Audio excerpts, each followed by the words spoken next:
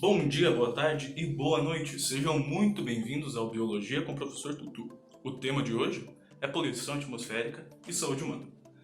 Infelizmente, nos dias de hoje, um dos maiores vilões da saúde pública é a poluição atmosférica. E eu não estou falando dos puns que os chefes soltam, que por muitas vezes podem ser muito nocivos. Estou falando no aumento da população mundial, que por sua vez também causa um aumento no número de indústrias e de carros andando por aí e emitindo poluentes na atmosfera. Um exemplo desses poluentes? O gás carbônico, ou CO2. Esse gás é um gás que afeta muito o efeito estufa e a crise hídrica que a gente está vivendo em Curitiba, por exemplo. No Brasil, por exemplo, em 2018, foram lançados quase 1,3 quilotoneladas de gás carbônico na atmosfera, sendo que 60% disso, mais ou menos, veio do desmatamento. Vou tirar isso aqui que eu não estou vendo nada. Essas emissões, por mais que muitas vezes estejam abaixo do nível permitido, podem afetar muito a nossa saúde. Em Curitiba, por exemplo, já foi provado que o nível de poluentes na atmosfera tem uma relação direta com o número de crianças com menos de 5 anos que são internadas por problemas respiratórios. Quais poluentes que podem ser isso? Tenho vários exemplos aqui. O CO2 que eu já falei, o gás carbônico, o monóxido de carbono, óxidos de enxofre, óxidos de nitrogênio, metano, ozônio, isso aqui e material particulado. São só alguns exemplos, tem vários outros. Enfim, mas você pergunta, professor Tutu, como que exatamente esses poluentes afetam a nossa saúde? Bom, eu respondo para vocês com o poder da edição.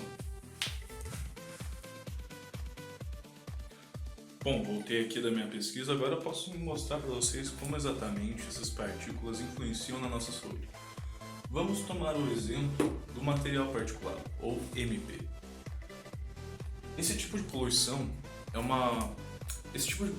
está muito presente tanto em zonas rurais quanto zonas urbanas, porque ele consiste numa grande variedade de partículas tanto sólidas quanto líquidas. Na realidade, ele é formado por partículas muito pequenininhas, de mais ou menos 30 micrômetros no máximo de diâmetro. Para vocês terem uma ideia, um fio de cabelo tem entre 50 e 70 micrômetros de espessura. Então essas partículas são menores do que um fio de cabelo. Ou talvez menores do que a minha habilidade de desenhar, pelo jeito, pelo que vocês conseguem ver aqui. Bom, os maiores emissores desse tipo de poluente são as indústrias e os automóveis. E também os escoteiros, quando saem correndo sem nenhum controle, chutando poeira para todo lado. Mas por que esse material particulado é ruim para a nossa saúde? Bom, eu digo para vocês. Por eles serem tão pequenininhos assim, eles conseguem penetrar no nosso sistema respiratório. Na realidade, a gente até tem alguns sistemas de defesa contra esse tipo de invasão. Aqui no sistema respiratório superior, na boca, ali no nariz, a gente consegue expelir esse tipo de partícula por espirros ou tosses. Mas para dentro, no sistema respiratório inferior, aqui a gente tem um sistema de vários pequenos pelinhos que empurram essas poeiras para longe, como se fosse um pioneiro carregando um lobinho nas costas. Mas o problema é que, quando essas partículas estão em alta concentração, ou seja, tem muita poluição, esses sistemas não dão conta. Na realidade, para um pioneiro carregar um lobinho é ok, mas agora para carregar um sênior é mais difícil, ou 3 lobinhos. Se bem que um sênior é bem mais chato. Enfim, de qualquer forma, essas partículas são bem problemáticas por isso, elas conseguem entrar no nosso sistema respiratório, fazendo com que a gente tenha várias complicações aqui dentro. Elas podem danificar os tecidos dos nossos pulmões e também agravar doenças respiratórias e cardiovasculares.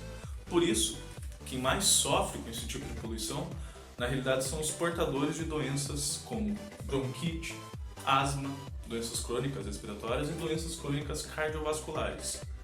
Também os idosos e as crianças, que eu já mencionei anteriormente. Concluindo, a exposição a esse tipo de poluente, como é o material particulado, ela pode ser muito danosa a longo prazo. Você não ia gostar de ficar num ambiente onde soltaram um pum bem fedido, ou gostaria? Bom, eu acho que eu já fiz essa piada, na verdade. Enfim, um bom exemplo que eu posso dar sobre essa relação entre a poluição atmosférica e a saúde é o Covid-19, a pandemia que está acontecendo atualmente. Esse vírus tem uma característica bem interessante.